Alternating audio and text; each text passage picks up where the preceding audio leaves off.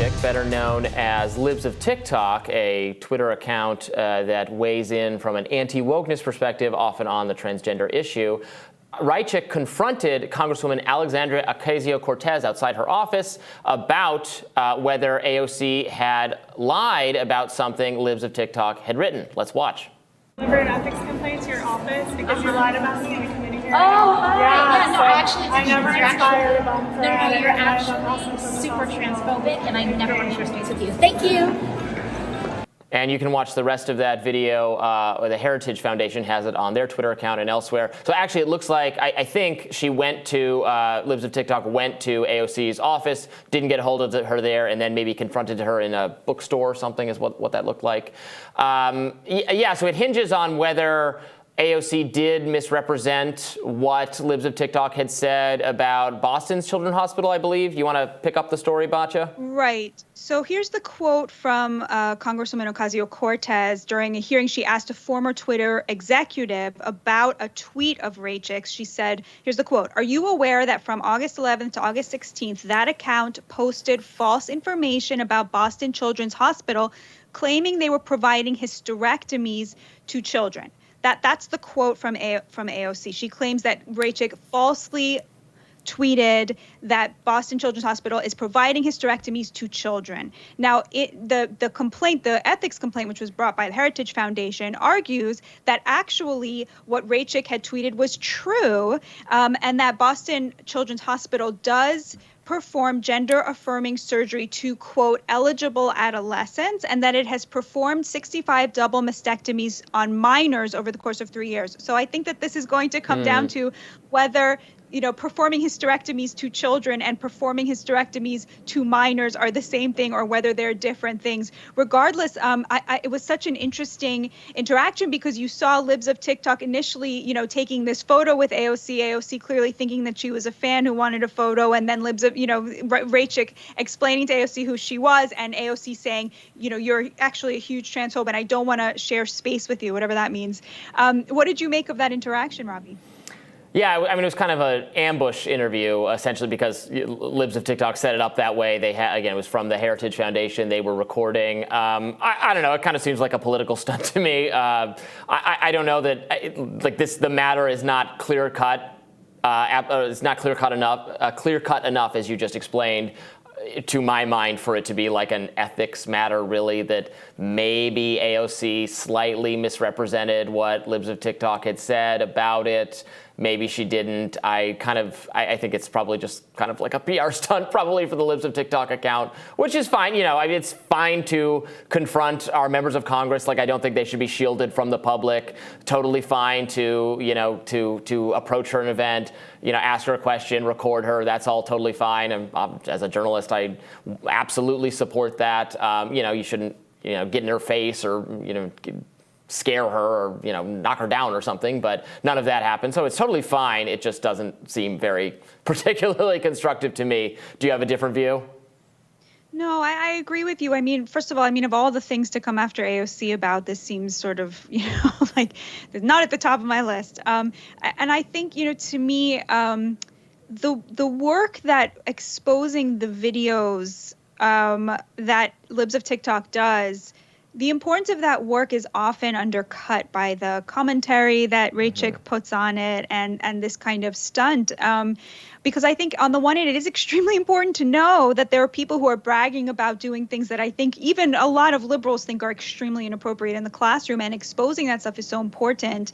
But there's often a gloss on it that undercuts the kind of the purity of that endeavor that suggests a kind of I guess, a more personal relationship with the mission that I'm not sure that I approve of. You know, I think that the way to approach this is to say, like, look, you know, all good people can agree that, you know, there's a line that you shouldn't be crossing with kids. And there should be people who see it as their job to do the journalistic work of exposing when that's happening and making sure that the kids are protected.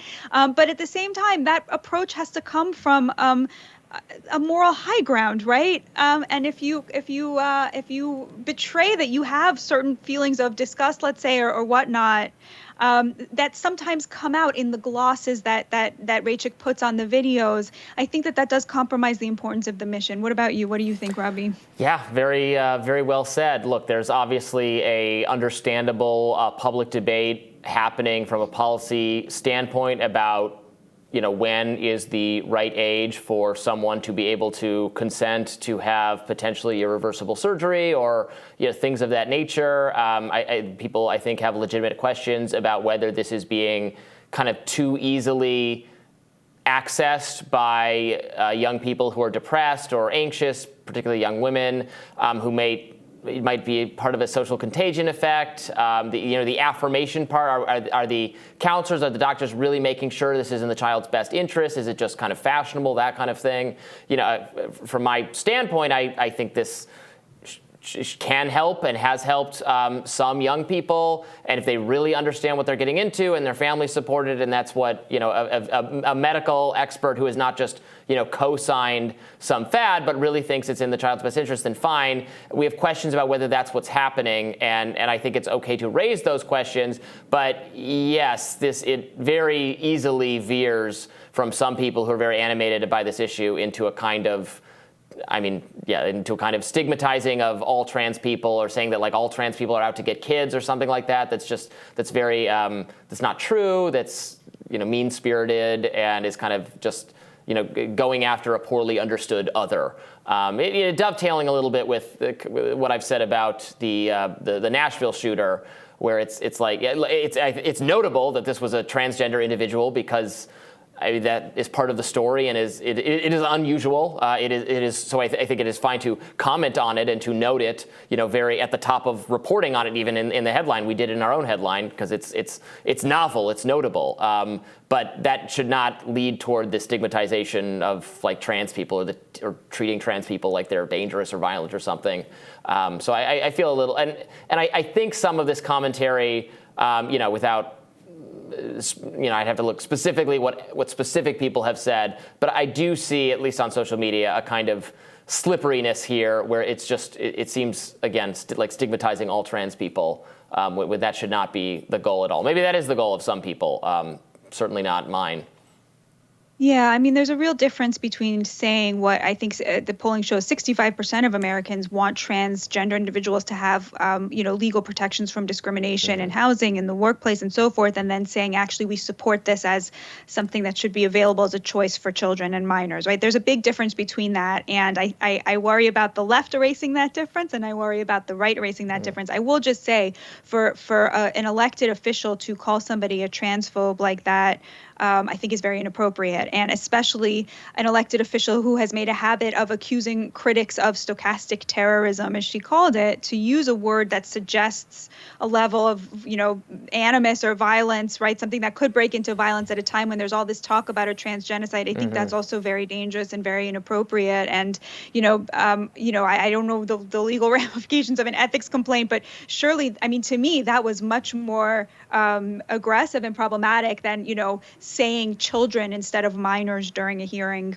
If I had 10 seconds to ask AOC a question, I'd ask about, where is the left, where's the progressive left on Ukraine sanity, on questioning 100%. the funding for the Ukraine war, something that's going on in Republican circles, not so much in Democratic 100%. circles. And she has been asked about this at events she's attended, and I think that is good work. So certainly members of Congress, not just AOC, should be questioned, should be scrutinized in public, on camera.